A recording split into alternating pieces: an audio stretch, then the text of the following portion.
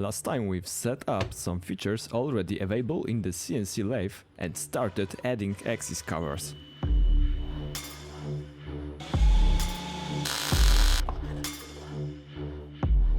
This time, however, we'll add some precision, add limit switches, cable guides and finish the covers.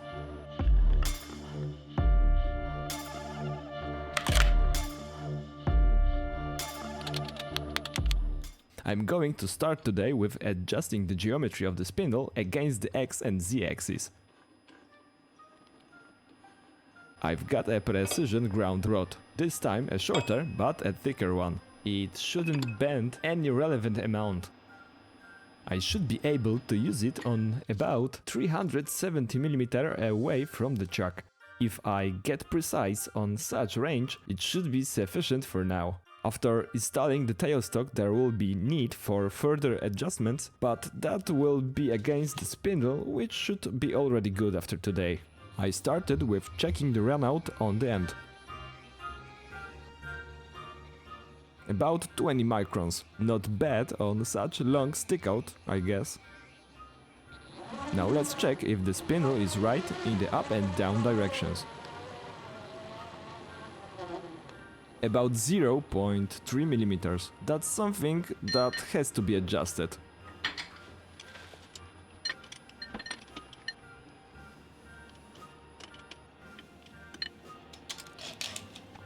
I prepared some filler gauge tape.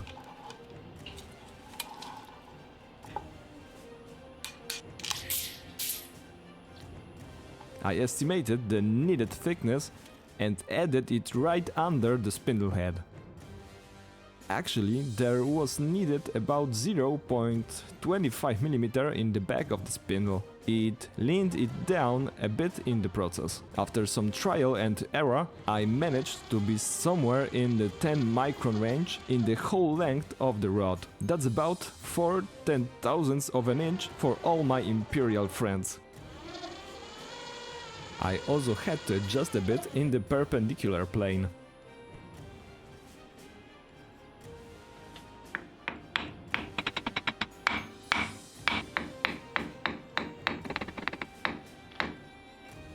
It took some tries to do it.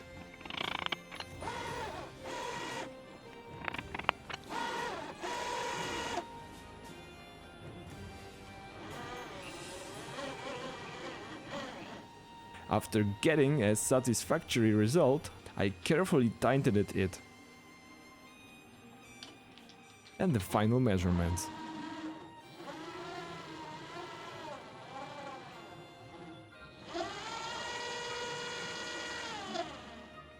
I think I'm more than happy. Actually, I'm surprised how good it turned out, even considering it's just half of the whole Z-axis range.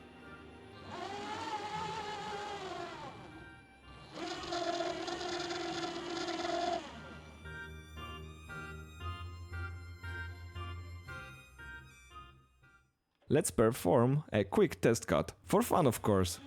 Actually, machining a long piece would beg for having a tailstock anyway, so cutting a longer one serves no purpose.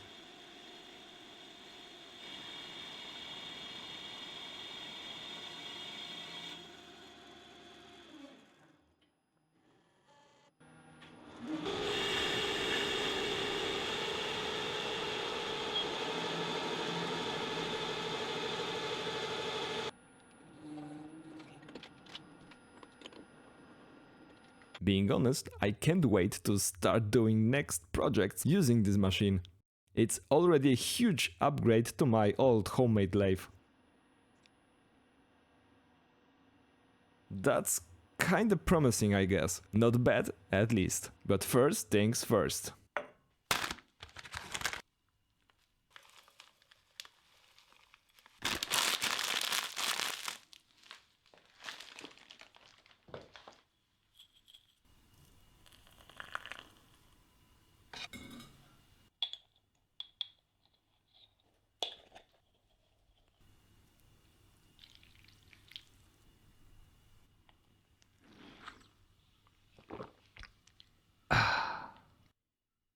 After taking some measurements, I was able to design some holding brackets for the guide covers. Having the 3D model of the machine is always convenient. Designing such part without CAD would take quite some trials. Everything ready for 3D printing. There shouldn't be much load applied to these parts, so we are fine with 3D printing, I guess.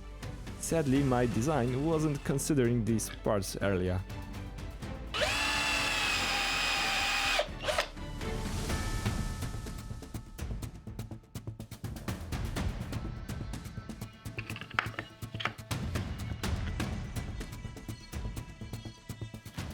Some time ago, HLTNC sent me some CNC parts, which I'm going to use today.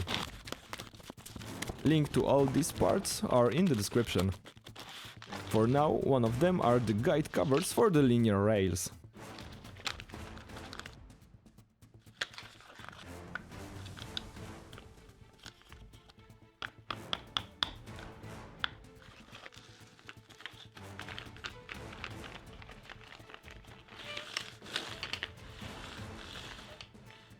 I designed these parts to match the geometry of the linear blocks, the covers and the rest of the machine.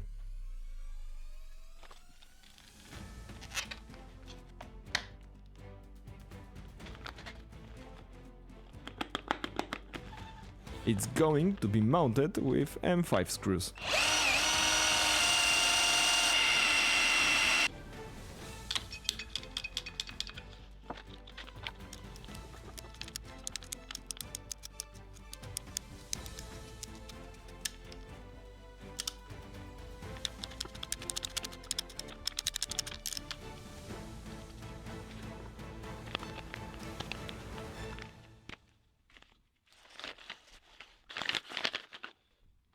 This should keep the rails safe from the chips.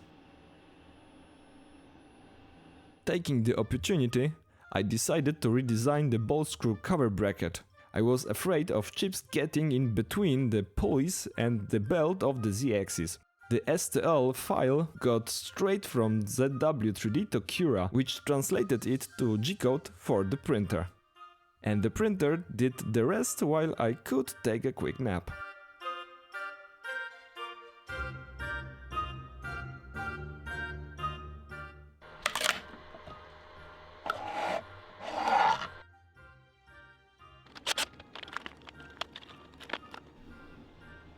And here is the new bracket.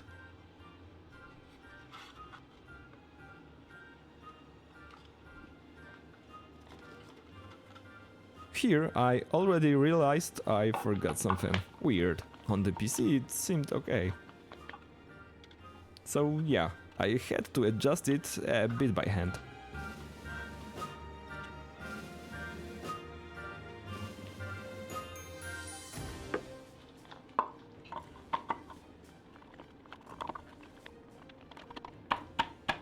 And we've got a tight fit.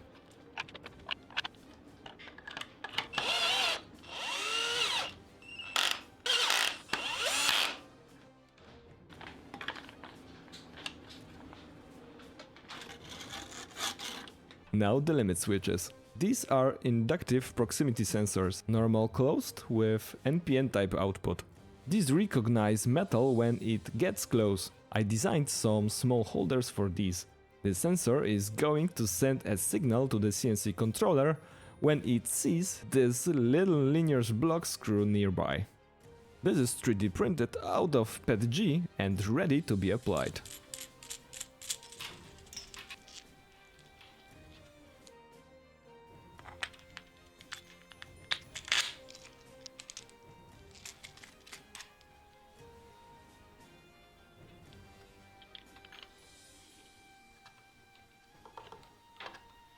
In meantime, I'll add the cable guides so I can apply the cables to the sensors and lay them down in the guides. Thanks to those guides, the cable will have their place and move freely inside along the axis. The smaller guide will be for one X-axis sensor and all the ATC unit cables later on. Firstly, however, I've got to make the holders for it.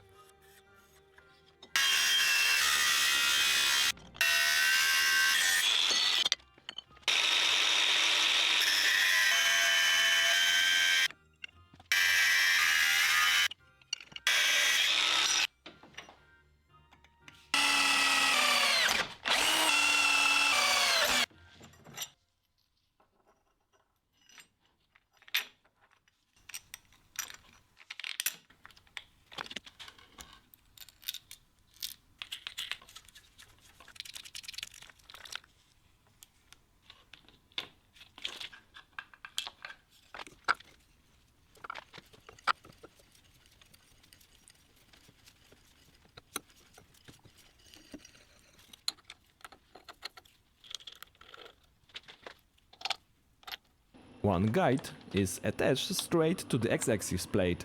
It will be moving along the x-axis. And now the bigger one. This one will be sliding along the z-axis. Same history, one end will be fixed stationary and the second one will be moving along as the z-axis goes.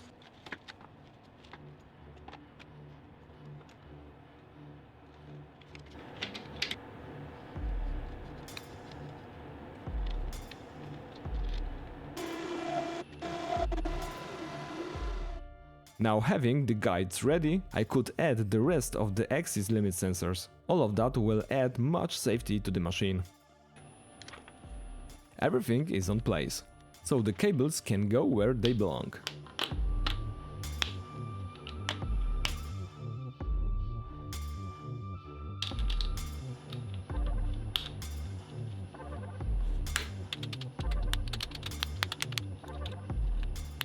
And the second guide, which already contains the servomotor cables of the x-axis.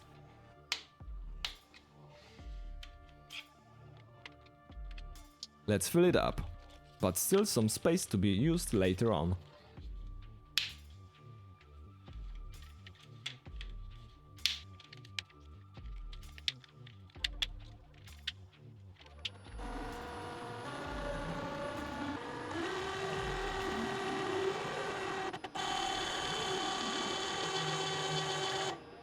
Can't forget about the connections inside the control cabinet. The sensors need some power supply to work properly, 24 volts DC. And the sensor outputs go straight to the CNC controller inputs. Every has its pin assigned, that's their nature. Some quick setup on the control panel in UC CNC. And we can test the machine homing cycle. First, the z-axis. However, I think I will change it so x-axis goes first. This seems to have more sense on a lathe. Next, the x-axis. And finally, the c-axis.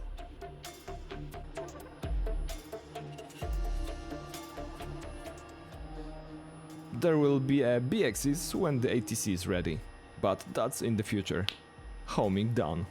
With all the work done today, we are ready to take the next steps. And of course, I certainly did everything today. Cable guides, covers, and all the axis sensors are present and ready to do the work. If you are interested in placing these in your machine, then I encourage you to check this out on the HLTNC store, links below. I was happy using their CNC parts earlier, so I guess this time won't be any different. Today's adventure has come to the end, but there is still lots to do. I'm going to build the ATC turret in the near future, so stay tuned if you are interested. By the way, if you'd like to support my work, there is such a possibility on Patreon. I'm going to share with my patrons all the design, drawings, electrical diagrams when this whole project is finished. Huge thanks to all my supporters from this place. Thanks for watching.